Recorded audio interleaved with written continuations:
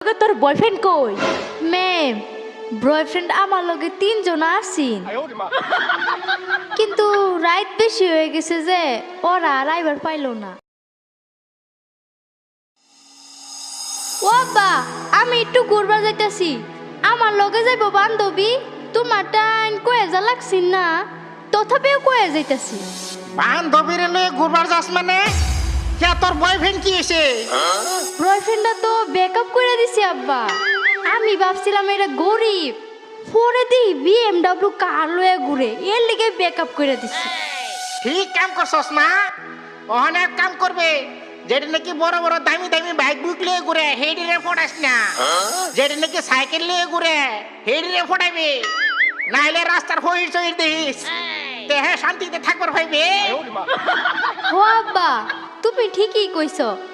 অহন 2000 টাকার দরকার আছে।